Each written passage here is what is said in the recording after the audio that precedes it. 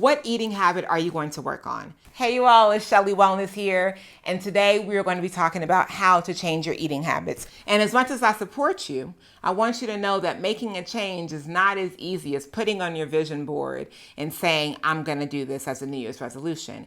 It requires patience, time, and a few steps.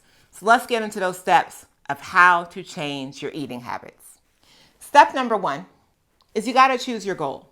What eating habit are you going to work on? If you try to tackle everything all at once, I'm not trying to say you'll fail, but I am saying that most times change doesn't work that way. Changing a habit doesn't necessarily work where you address all your habits all at once. And so I implore you to start with one thing. If you find that you overeat on sweets, or maybe you eat too late at night, or maybe you don't eat enough at all, start shifting where maybe you starting with breakfast and having breakfast if you're not having breakfast. If you overeat on sweets, maybe you want to go ahead and start pulling it back in or shifting and stop eating white sugar and then maybe switch over to coconut sugar or honey.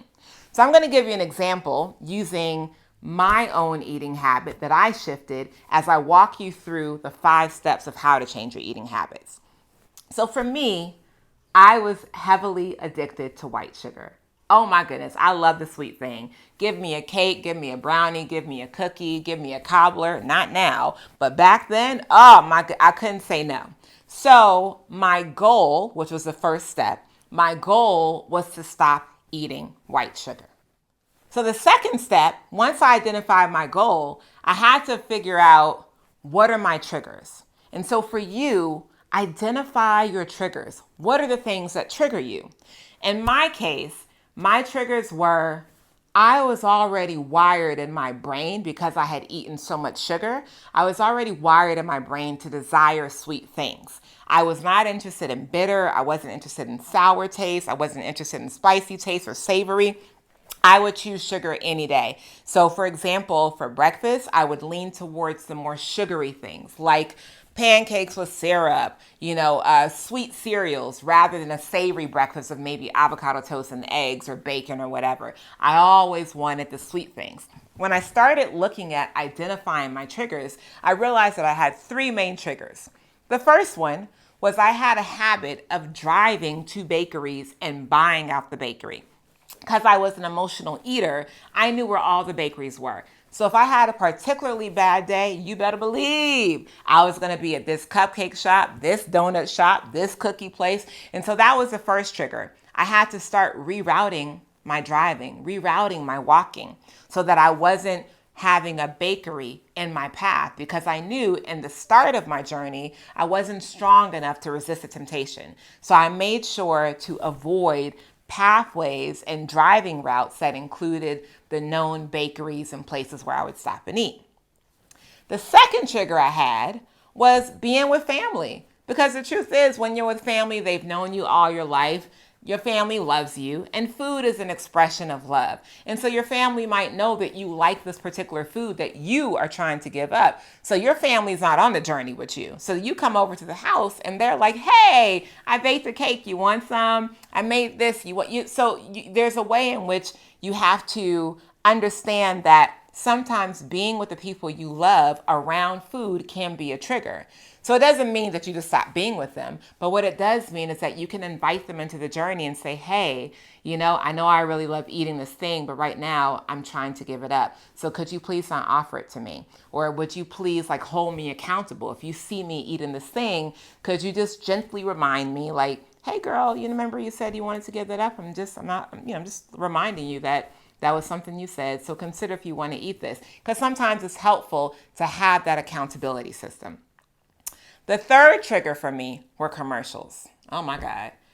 Commercials know what they're doing, their job. They have an entire marketing team, an entire marketing budget that is dedicated to ensuring that they present this food or this food product in such a way that has you salivating by the end of the commercial and ready to pull out your hard-earned money to throw it at the company to give them whatever it is you want to eat. So I started censoring my TV watching. So if I did watch TV, I walk away when the commercials are on. When I was on social media, I started giving the option, because social media will allow you to say, hide this ad, report this ad. I don't want to see this ad. And so I started grooming the algorithm to be like, listen, don't be showing me this stuff. I don't want to see it. I don't want to see it. So you have an option when you identify your triggers to also come up with a plan to figure out how you can not put yourself in a triggering environment as you're changing your eating habits.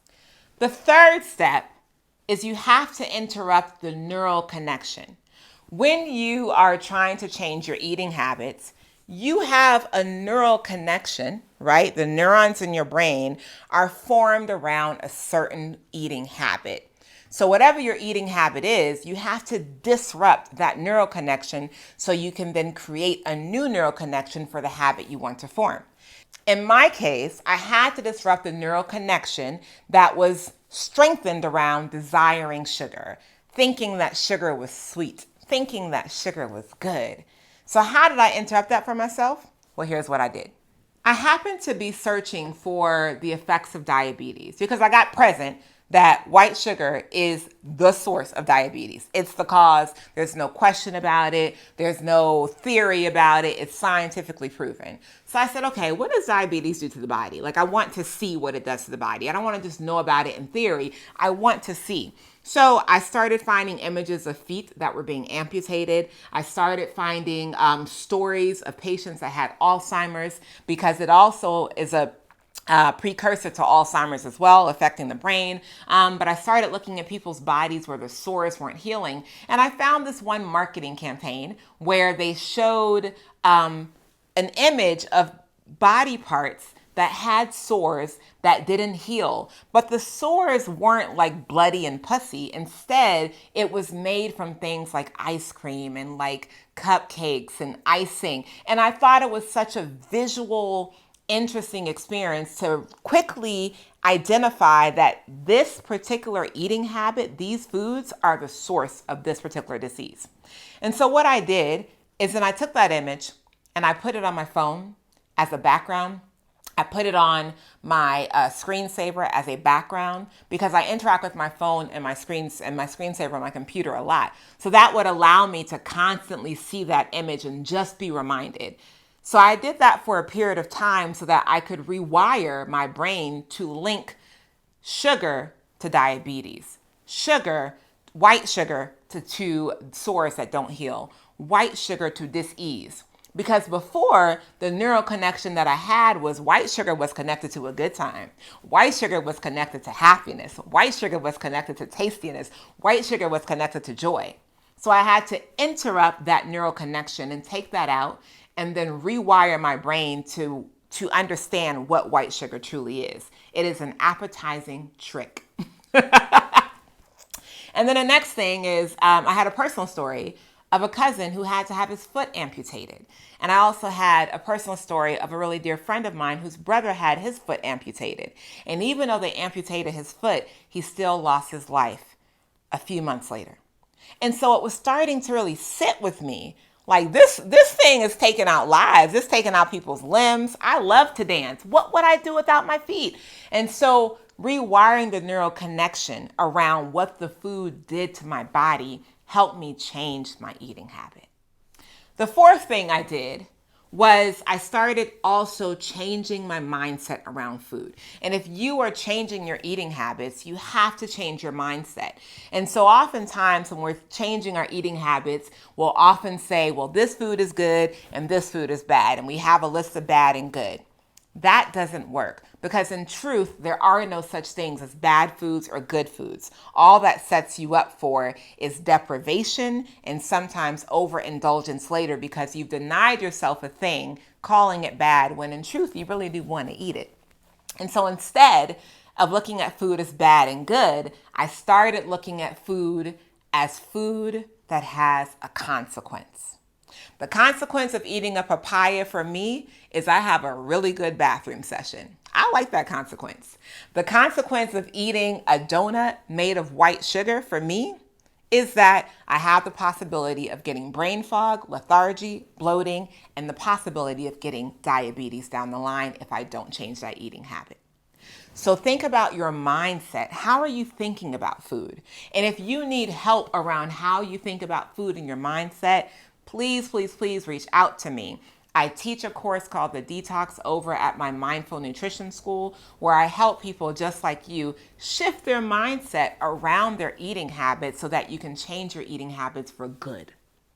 And then the fifth thing that you have to do, once you've gone through setting your goal, identifying your triggers, rewiring your neural connection, and changing your mindset, the fifth thing is you have to constantly reinforce all that work you're done by simply putting up reminders for yourself.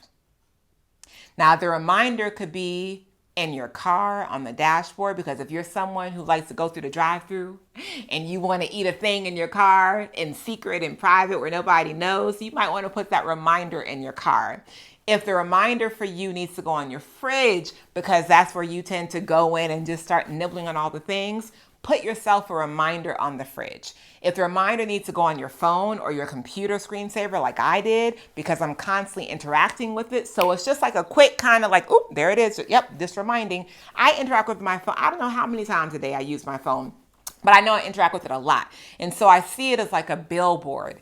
Instead of the billboards when you're driving down or the social media ads that are coming up on your phone that are constantly telling you, buy me, eat me, do this. Instead, be your own billboard, be your own reminder, and put it in places where you constantly have to interact with so that you're reminded of what it is. And then it's also helpful to have a question that you ask yourself when you find yourself wanting to go back to that old eating habit. And I'm going to offer this question for you because I use this question for me. And the question is, are you here for the short-term chew, or are you here for the long-term you? What you eat in the short term, that cookie, that chip, that soda, that macaroni and cheese, that cheese and crackers, that olive, whatever, that chocolate, that you know for the long term is having detrimental effects on your health. In the short term, it may feel good, but in the long term, what happens to you? So sit yourself with the answer of that. And whenever you find yourself reverting back to old eating habits while you're trying to change your eating habits, just ask yourself, am I here for the short-term chew, or am I here for the long-term me? All right, you all. I hope that helps. And like I said, if you find yourself on this path where you want to change your eating habits, but you are struggling, you're having a hard time, you keep slipping and falling back. I know, I get it. I've fallen off the wagon a bazillion times. So the beautiful thing about this is that as long as you're still living, you can always get back on. And sometimes you need help. So if you need help, reach out to me. DM me, Instagram at Shelly Wellness, and I will send you information for the Mindful Nutrition School, and we'll talk. Be well.